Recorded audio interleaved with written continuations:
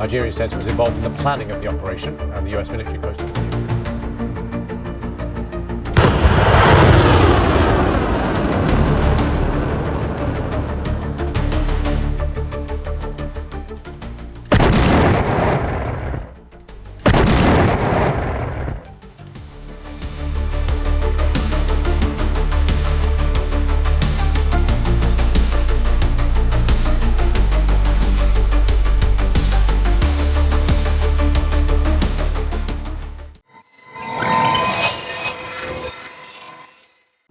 The night sky over West Africa was silent. No alarms, no official warnings, just a brief flash far above the clouds, followed by a question that rippled across the world. What happens when the most powerful military on Earth strikes deep inside another sovereign nation without declaring war? Imagine this moment. In the early hours after midnight, on Christmas night, far from global capitals, precision fire descends on a remote area of northwestern Nigeria. No press conference, no countdown. And suddenly, Nigeria becomes the center of a global conversation about power, security, and control. But here's the unsettling part. This story is not really about Nigeria. It is about the rules of the world quietly changing. If you want to understand how modern wars actually begin, stay with me. In late December, as much of the world was focused on the holiday season, American forces carried out a coordinated precision strike inside Nigeria's Sokoto region. The operation unfolded during the dark hours of the night, when visibility is lowest and reaction time is shortest. Washington confirmed the strike targeted Islamic State-affiliated militants operating from rural hideouts in the Northwest.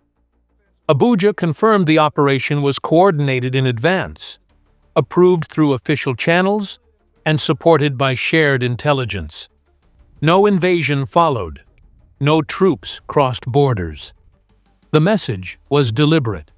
This was not conquest. This was containment. Nigeria has battled insurgent violence for years. Groups that evolve faster than borders can contain them. Some swear loyalty to global extremist networks. Others operate locally, but share ideology, tactics, and supply routes. For Nigeria, these groups represent an ongoing threat to national stability. For the United States, they represent something else entirely: a node. A pressure point in a global network that thrives in ungoverned space. But here's the twist most headlines missed. This strike was not reactive. It was preventive. Intelligence assessments gathered over recent years indicated that extremist factions were expanding beyond traditional conflict zones, moving westward into sparsely governed rural areas near Nigeria's borders. Camps were forming far from major cities, using terrain, distance, and darkness as shields. From Washington's perspective, this pattern mirrors what has preceded major security collapses elsewhere. And American strategy is built around a single assumption: early disruption prevents larger wars. Nigeria says it was involved in the planning of the operation, and the US military posted a video showing. The timing mattered. The strike came during the holiday period, when global attention is low and militant movements often assume reduced surveillance.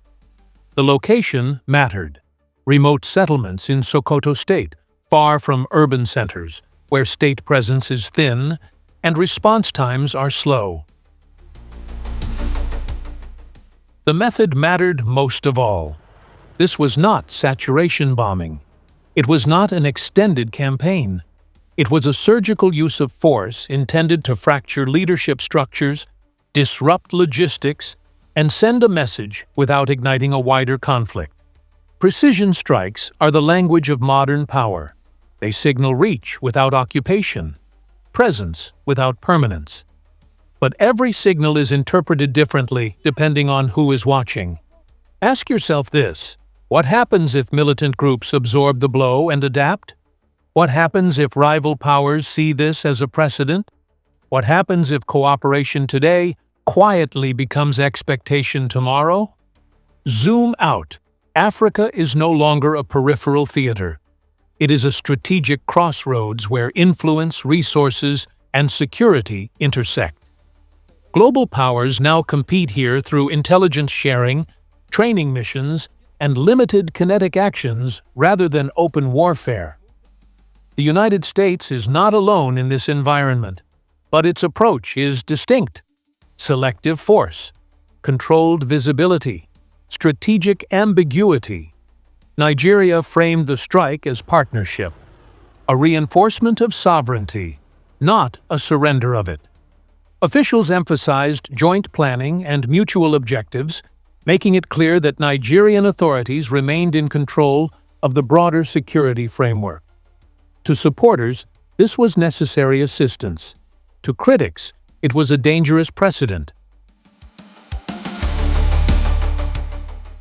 History supports both interpretations. Counter-terror operations can eliminate key figures. They rarely eliminate the conditions that allow extremism to take root. And this is where the tension peaks. The strike occurred at a moment when global stability is already strained. Conflict in Europe, pressure across the Middle East, strategic competition intensifying across multiple regions. In this environment, even a single strike, carried out in the early hours of a holiday night in rural Nigeria, carries symbolic weight far beyond its immediate impact. Supporters argue this proves the United States can still act decisively without becoming trapped in endless wars. Critics argue it proves disengagement is an illusion, merely replaced by quieter forms of intervention. For militant networks, perception is survival. Every foreign strike can be reframed as propaganda.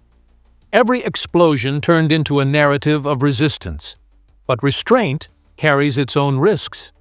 Unchecked groups grow, reorganize, and expand.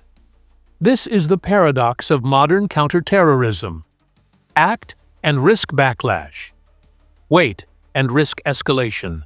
So where does this leave Nigeria? Balancing urgency with sovereignty, accepting support while guarding autonomy, fighting adversaries who operate in shadows, across borders, and beyond traditional battlefields. And where does this leave the United States? Managing global responsibility while avoiding permanent entanglement, using force sparingly, knowing silence can be misread as weakness. What happens if the threat resurfaces from the same region? What happens if another strike becomes necessary? Again in the dead of night.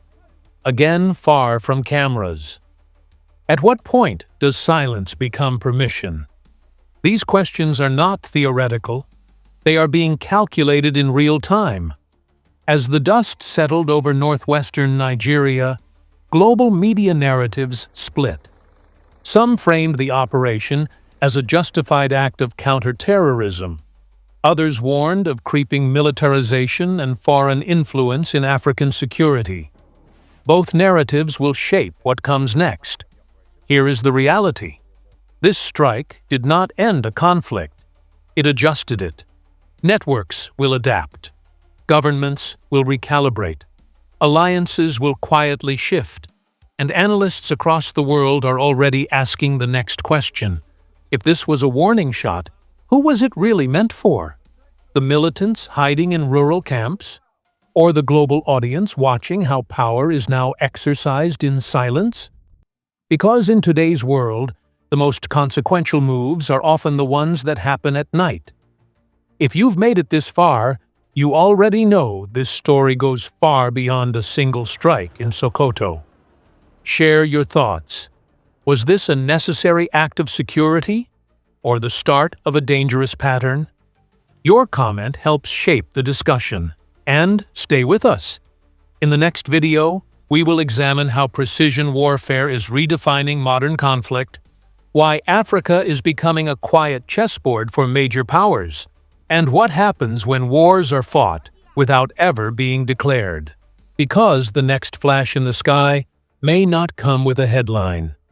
And by the time the world looks up, the rules may have already changed.